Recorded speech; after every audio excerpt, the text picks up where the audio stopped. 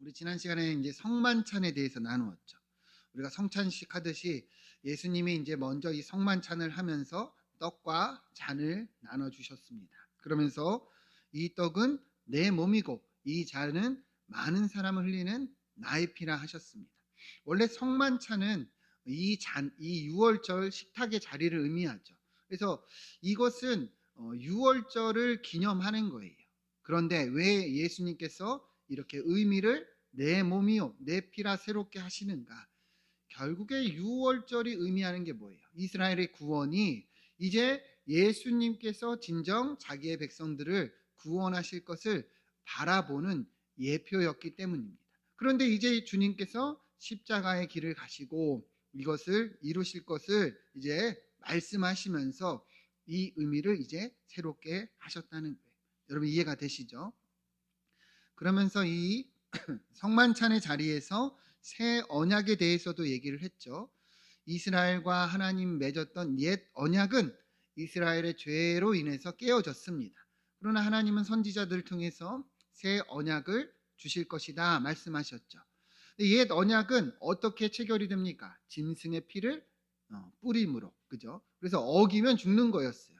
그러나 이제는 예수님이 자기의 몸으로 자기의 피로 자기가 죽으심으로 이 새 언약을 이제 이루실 것을 말씀하셨고, 그리고 이 언약의 내용이 이제 오순절에 성령께서 임하시면서 새 영이 우리에게 주어지게 되었다. 이제 하나님의 언약이 돌판이 아니라 외부가 아니라 우리 마음에 주어져서 우리로 이끌어 가신다는 것에 대해서 나누었습니다.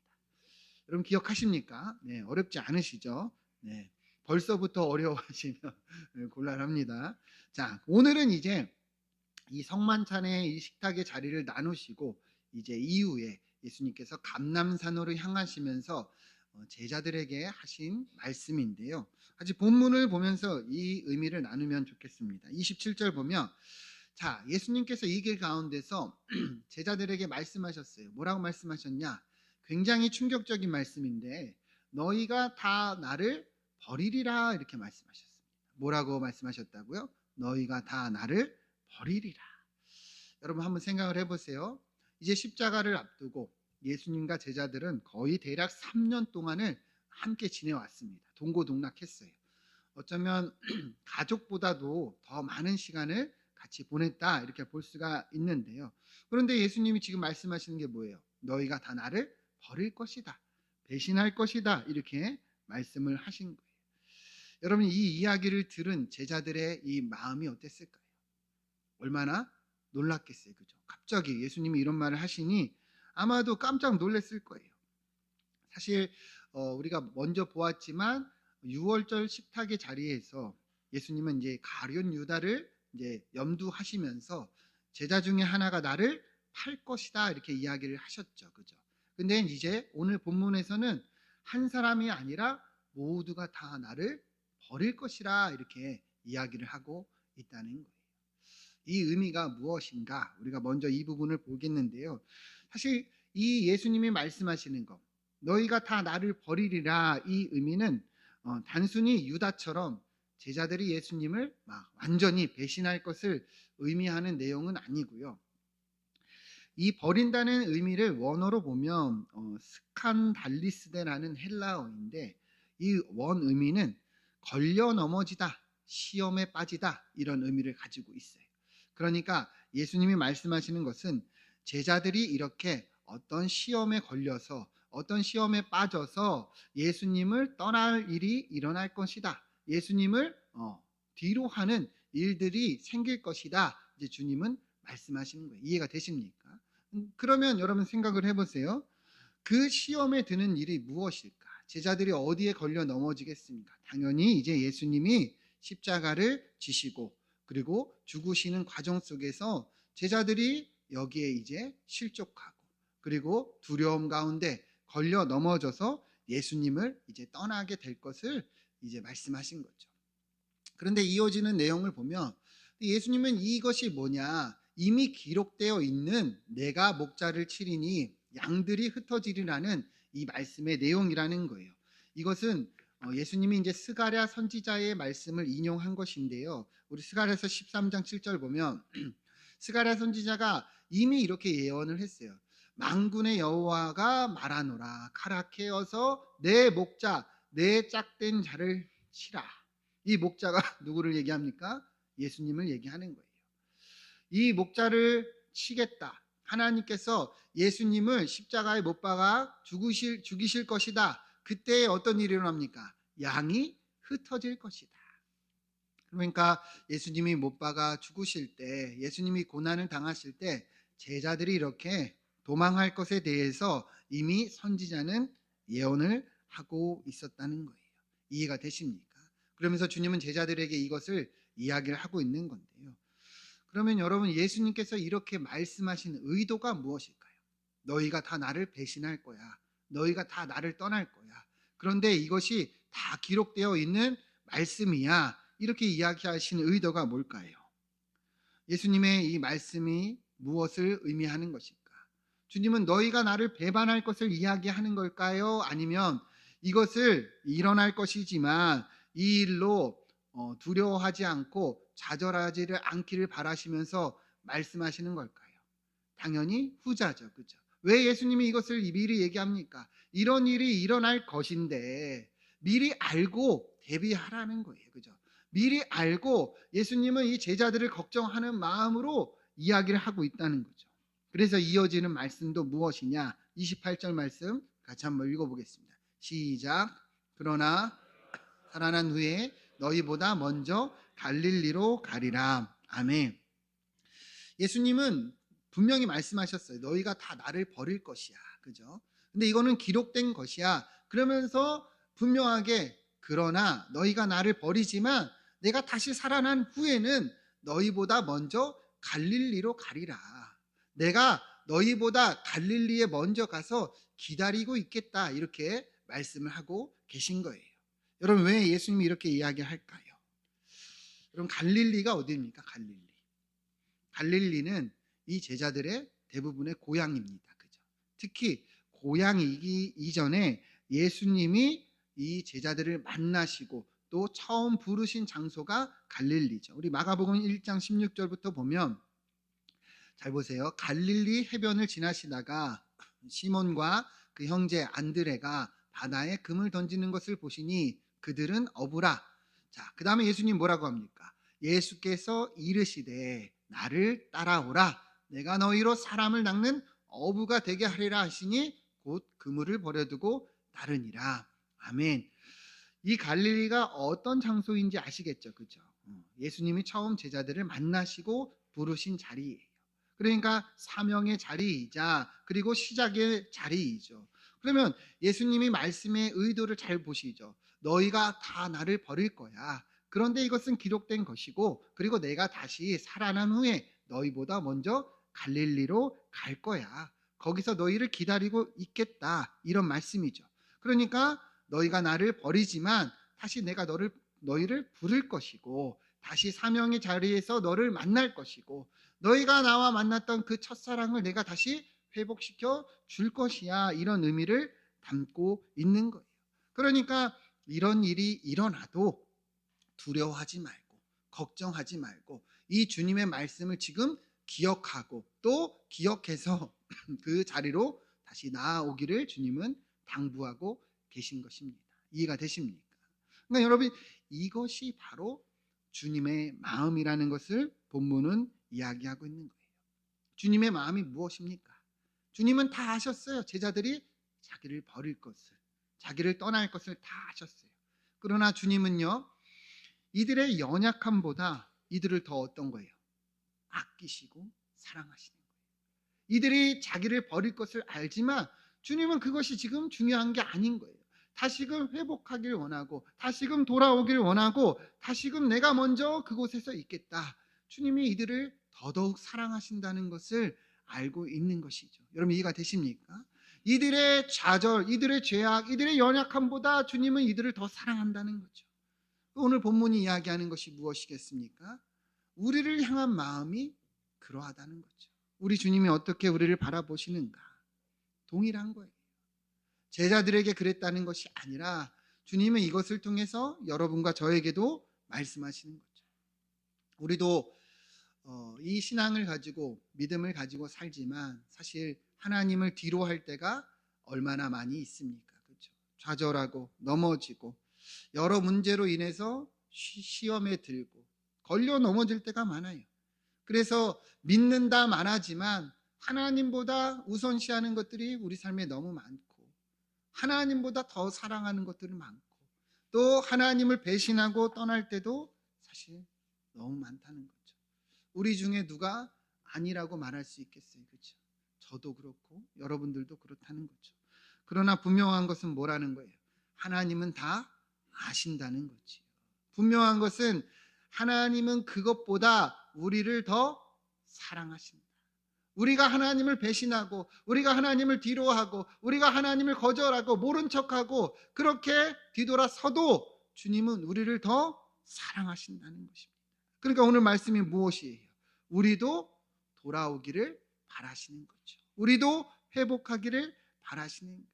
우리가 처음 주님을 만났고 그리고 우리가 그 은혜로 충만했던 그 갈릴리에서 여전히 예수님은 기다리고 계시다는 거예요.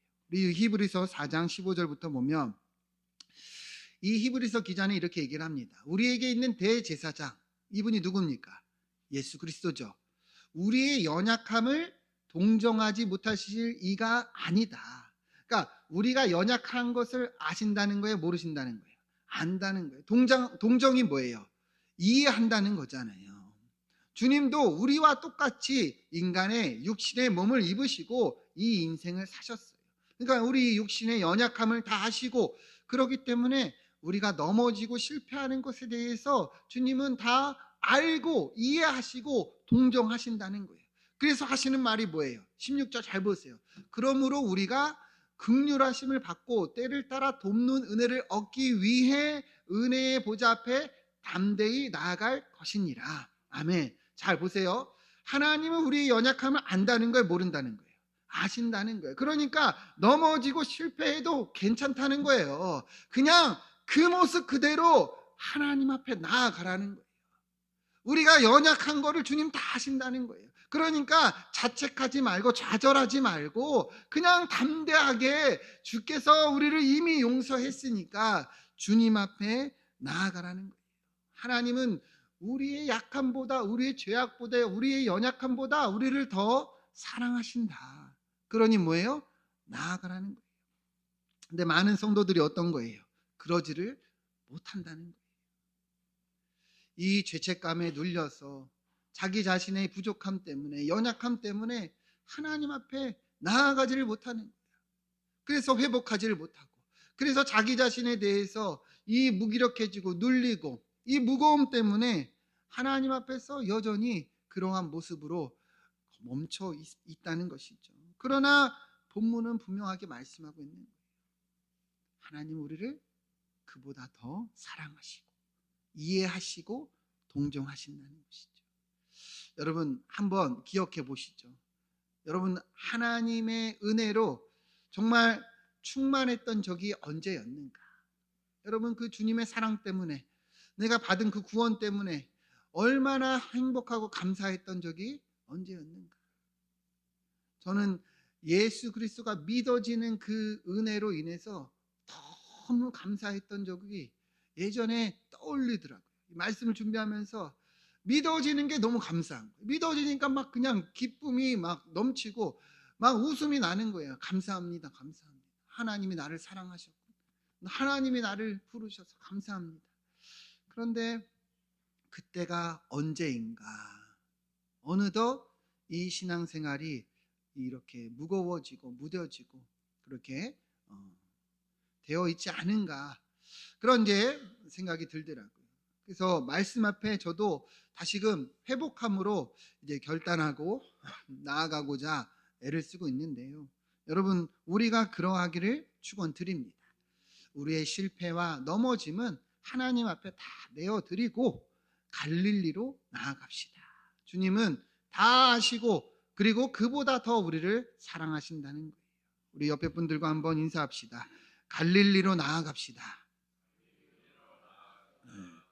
하나님은 우리를 용서하시고 하나님은 우리를 사랑하시는데 내가 나를 용서 못하고 내가 내 죄 때문에 넘어져 있으면 안 된다는 것입니다.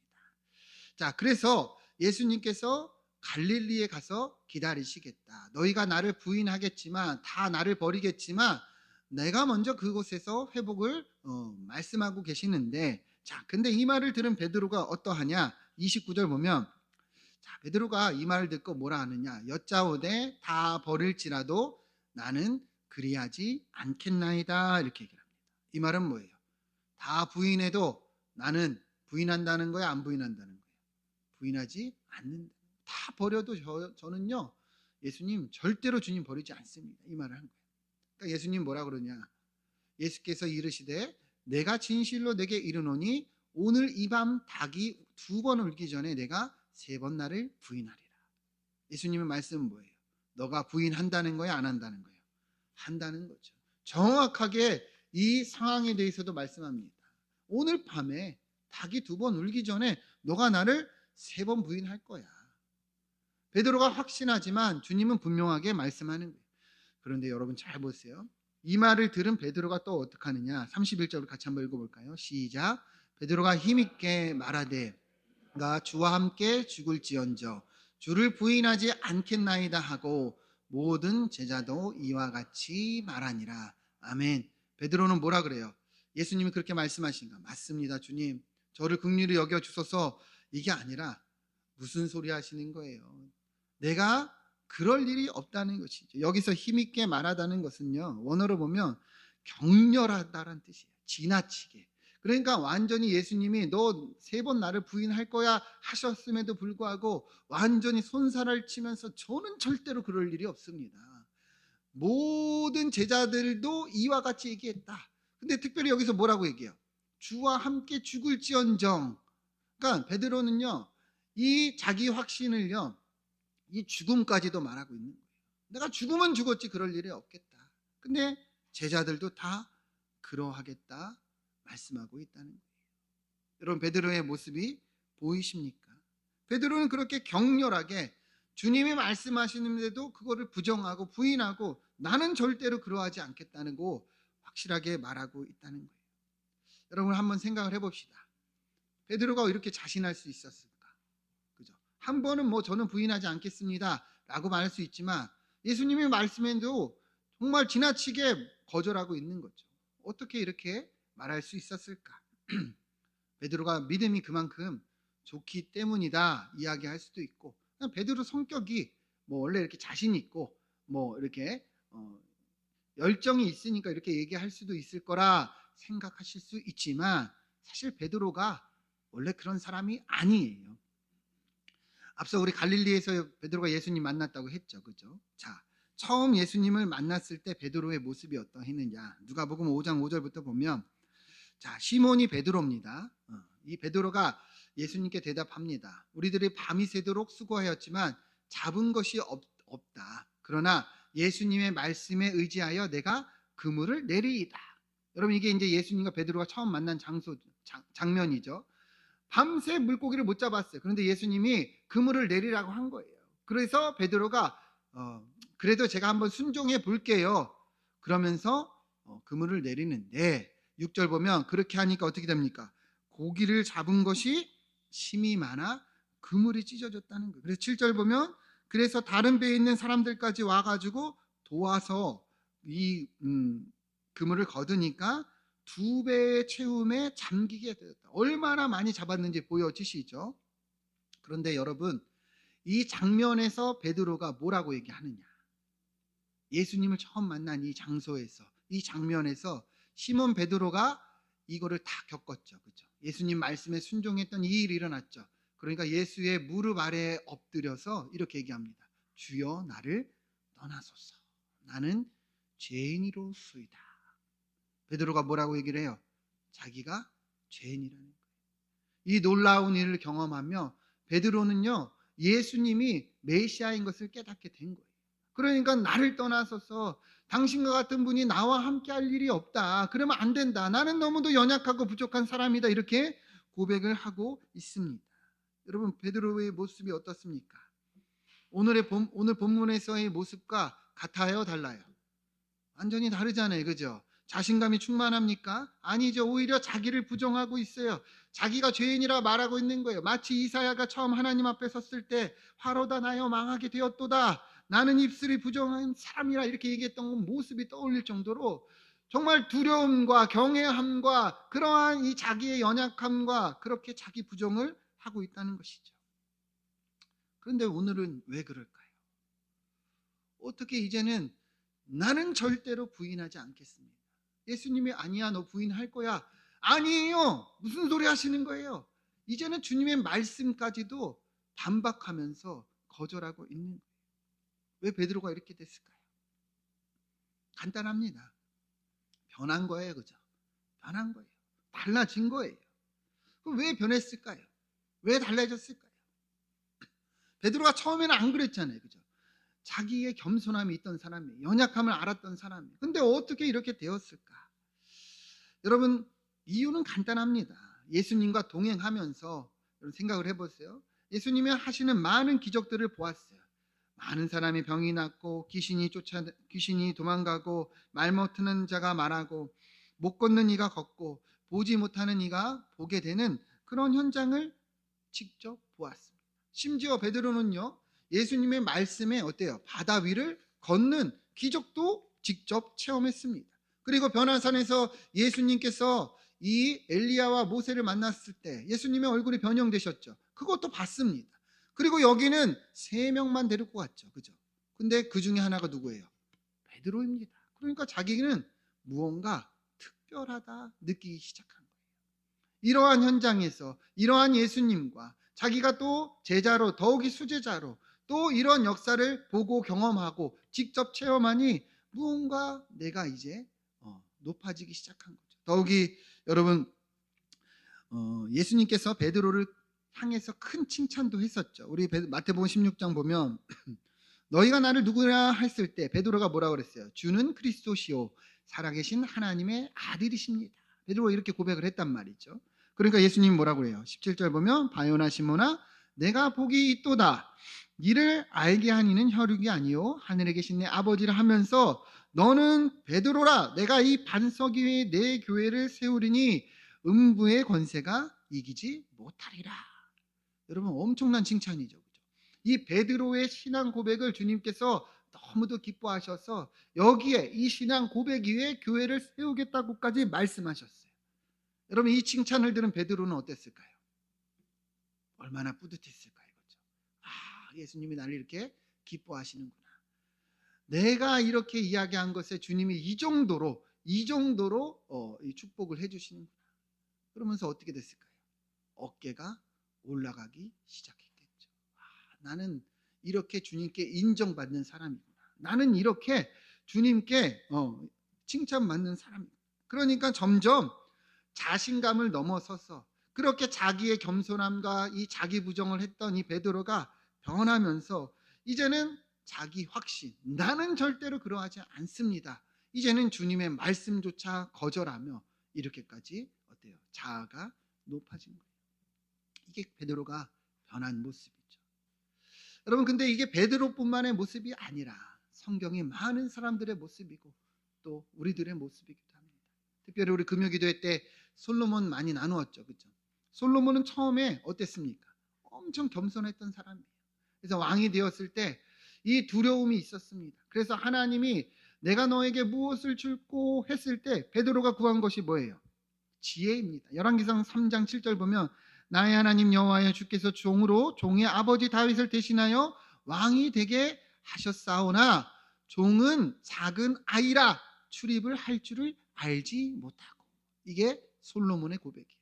그러니까 아버지 다윗에 이어서 자기가 왕이 됐지만 자기는 부족하다는 거예요. 작은 아이라는 거예요. 출입이라는 게 뭐예요? 이스라엘을 다스리기에 부족하다는 거예요. 이것을 통치하기에 자기는 너무 연약한 자라는 거예요. 그래서 나에게 이렇게 택하신 백성이 이렇게 많은데 수요가 셀 수 없이 많아서 기록할 수도 없는데 내가 어떻게 이들을 다스리는가? 우리 9절 보면 누가 주의 이 많은 백성을 재판할 수 있습니까? 그러면서 이 솔로몬이 뭐라고 얘기를 합니까? 선악을 분별하게 하옵소서. 듣는 마음을 종에게 주옵소서 이렇게 하나님께 구하고 있었다는 것이죠. 그런데 이것을 하나님이 기뻐하셨다 분명히 말씀하고 있죠. 하나님이 기뻐하신 이유가 뭘까요?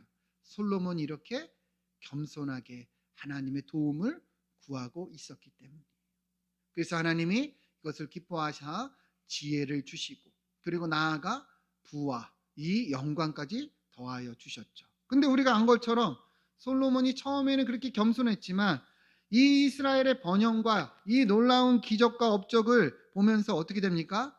변질되기 시작합니다. 나중에는요, 이제 자기를 드러내요. 이제 자기의 모습을 나타내고 막 이제 금으로 막 방패를 만들고 대단한 이 이스라엘의 이 번영이 마치 자기가 한 것처럼 나타내기 시작하다가 후에는요, 이방 여인들을 정말 많은 이방 여인들을 후궁으로 두고 첩으로 두고 이제는 그들의 이 이방 신상을 만들고 이 노년에는 그 우상을 섬기기까지 끔찍한 죄를 저지릅니다. 솔로몬이 왜 이렇게 됐을까요? 변질된 거죠. 마음이 높아진 거죠. 이 많은 역사와 이 놀라운 일들을 경험하며 자기가 높아진 겁니다. 베드로도 똑같은 거예요. 예수 그리스도께서 행하시는 많은 기적과 이 역사 속에 동참하면서 자기가 특별하다 여기기 시작하고 그리고 처음에 겸손하게 시작했던 그 모든 것들이 점점 어때요? 자기의 자리가 되고 나아가 자기의 확신이 되고 이제는 하나님의 뜻을 반박하고 거절하고 있는 그 모습까지 보이고 있다는 것이죠. 이게 무엇을 말하는 걸까요? 베드로의 모습이 곧 우리의 모습이 아닌가. 우리가 돌아봐야 한다는 거예요. 우리도 어떻게 이 믿음을 시작했고 우리도 어떻게 하나님 앞에 부르심을 받았는가. 그 은혜로 시작했던 자리가 여러분 이제는 어떤 자리가 되어 있냐는 것이죠. 우리의 신앙의 연륜이 쌓여가면 쌓여갈수록 우리는 어떤 모습을 드러내고 있는가. 이 베드로처럼 자기를 나타내고 자기 주장을 내세우고 이제는 하나님의 자리가 아닌 내가 주장하는 자리로 되어 있지 않냐는 것입니다. 은혜로 시작했던 우리의 직분, 우리의 사명과 역할이 지금은 무엇으로 나타내고 있는가? 우리가 돌아봐야 한다는 것입니다. 예수님은요, 제자들에게 분명하게 말씀하셨어요.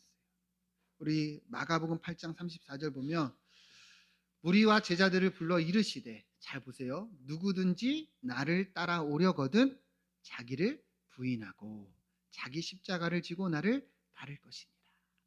예수님을 따르려면 어떻게 해야 되는 거예요? 자기를 부인하고 자기 십자가를 지고 따라야 한다는 거예요. 다른 길이 있습니까? 없습니까? 없죠. 근데 베드로는 지금 어떻게 주님을 따르고 있는 거예요? 자기를 주장하고 자기를 확신하고 예수님을 따르고 있는 거죠. 주님은 지금 죽으러 십자가의 길을 가시는데 베드로는 살려고 드러내려고 지금 주님을 따르고 있다는 것이죠.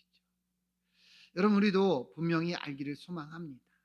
예수님을 따르는 길은요, 나를 드러내고 내 주장과 자기 확신으로 따라가는 길이 아니라 철저히 예수 그리스도의 십자가에 우리도 함께 죽고 주님이 사는 그 길을 따라가야 되는 거예요. 여러분 우리가 새벽 예배 때도 나누었지만 정말 대적이 누구냐? 성령을 거스르는 것은 우리의 육신, 우리의 본성입니다.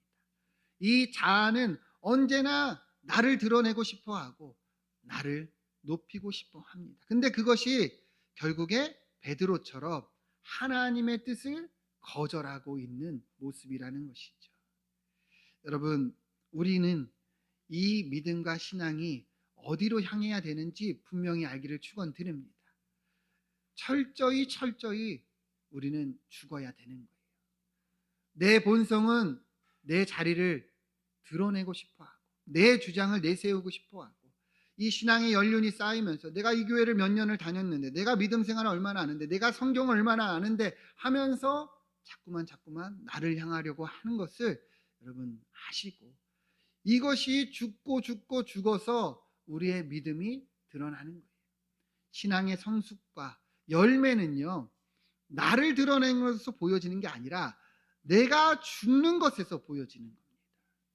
내가 면류관을 쓰면서 나타나는 것이 아니라 내가 죽은 십자가로 인해서 이것이 보여지고 드러나는 거예요. 여러분, 오늘 이 말씀을 보면서 우리도 분명히 깨닫고 나아가기를 축원드립니다. 후에 베드로도 예수님의 십자가를 경험한 후에 철저히 순종하며 주님의 뜻을 실천하고 나아갈 수 있었다는 것을 기억하면서 우리도 날마다 자기 십자가를 지고 주님을 따라가기를 축원드립니다. 예수님은 지금도 우리가 회복하기를 원하시고 갈릴리에서 우리를 기다리고 계십니다. 여러분, 나의 연약함, 부족함은 다 십자가에 내어드리고 우리의 신앙과 믿음이 주님의 사랑과 은혜로 회복되며 날마다 주님의 길을 따라가는 우리의 삶이 되기를 축원드립니다. 기도하겠습니다.